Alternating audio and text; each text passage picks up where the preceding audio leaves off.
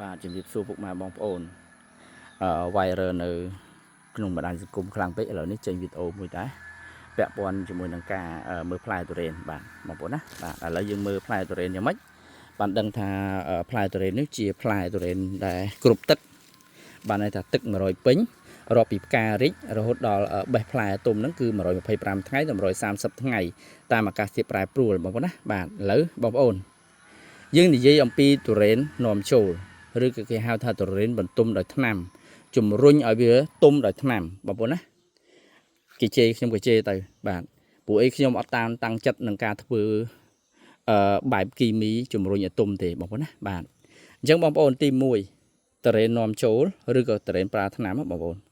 គេមិនដែលកាត់ទឹកពេញឲ្យយើងទេតែទឹក8ឬក៏អាយុ110ថ្ងៃ105ថ្ងៃគេកាត់ហើយនៅពេលដែលគេកាត់នោះគេចាប់ផ្ដើមលាបថ្នាំនៅតាមសណ្ដង់នេះបាទមិនថាថ្នាំជំរុញការបន្ទុំផ្សេងទេគឺគេលាបតម្រាំតែដឹកមកដល់យើងនៅក្នុងស្រុកវាត្រូវចម្ងាយពេលយូរអញ្ចឹងអាសណ្ដង់នេះវាចាប់ផ្ដើមស្វិតបងប្អូនណាអត់មានសភាពស្លោះទេបាទហើយមួយទៀតសាច់នៅខាងក្នុងគឺសបងប្អូនណាសាច់ទុរេនគឺសអត់សូវលឿងទេបាទហើយគ្រាប់ក៏មានពណ៌ត្នោតខ្ចីបាទអត់ត្នោតចាស់ទេបងប្អូនណាបាទហើយបន្លានេះគឺមានសភាពបាក់កញ្ឆេងកញ្ឆោអញ្ចឹងទៅបងប្អូនណាបាទអញ្ចឹងបងប្អូននេះគឺជាហេតុផលដែលបងប្អូនគួរយល់ដឹងបាទទុរេននាំចូលគឺគេបន្ទុំដោយថ្នាំគេកាត់ស្ទឹកស្ទើបាទហើយនៅក្នុងស្រុកខ្មែរយើងខ្ញុំអត់ដឹងថាបងប្អូនណាខ្លះក៏ធ្វើបែបនេះទេខ្ញុំអត់ដឹងទេប៉ុន្តែសម្រាប់ដំណាំទុរេនរបស់ខ្ញុំផ្ការីកនៅថ្ងៃទី8បិទវគ្គផ្ការីកនៅថ្ងៃទី15 16ឥឡូវមកដល់នេះគឺអាយុ115ថ្ងៃហើយខ្ញុំអត់ទាន់បានកាត់ទេដោយសារខ្ញុំតេស្តសាច់មើលទៅសាច់នៅសក្របនៅរាងពណ៌ថ្នោតខ្ចីអញ្ចឹងខ្ញុំទុកវា10ថ្ងៃទៀតឲ្យទឹកវាឡើងម្សៅគ្រប់125ថ្ងៃយើងកាត់វាយកមកបន្ទុំយើងចំណាយពេលតែ3ទៅ5ថ្ងៃគឺវាទុំហើយបងប្អូនណាដោយសារទឹកម្សៅនៅក្នុងនេះវាគ្រប់បាទនៅពេលដែលបងប្អូនទិញទុរេនមួយផ្លែហូបបងប្អូនបារម្ភខ្លាចទី1ទុរេននាំចូលទី1ការប្រើប្រាស់ថ្នាំគីមីហួសកម្រិត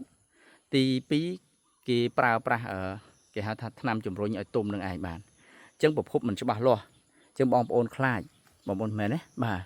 អញ្ចឹងទុរេនមានលុយទិញហូបហើយគឺខ្លាចបាទរឿងនេះគឺជារឿងពិតឥឡូវបាត់បង់ទំនុកចិត្តហើយបាទអញ្ចឹងម្ចាស់ចំការដូចខ្ញុំគឺខ្ញុំផ្ដោតទៅលើទំនុកចិត្តបងប្អូនណាបាទសាងទំនុកចិត្តឲ្យអ្នកហូបវិញបាទនេះគេហៅថាទុរេនមេទុរេនបាទຂະຫນາດរបស់វា3គីឡូកន្លះទៅ4គីឡូបងប្អូនណាបាទអញ្ចឹងទុរេននេះគឺអត់ទាន់បានកាត់ទេខ្ញុំទុកដល់តែម្សៅនឹងដល់កម្រិតរបស់វាមួយទើបខ្ញុំកាត់នៅពេលដែលបងប្អូនហូបទុរេនឆ្ងាញ់ទី1សាច់ល្អួតស្ងួតមិនអញ្ចឹងបងប្អូនបាទហើយពណ៌ទឹកដោះគោបាទ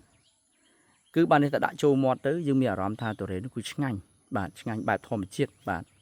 អញ្ចឹងវាអត់មានឆៅវាអត់មានដប់វាអត់មានជ្រីទឹកអិចស្ពោតទេបងប្អូនណាបាទអញ្ចឹងសូមអរគុណ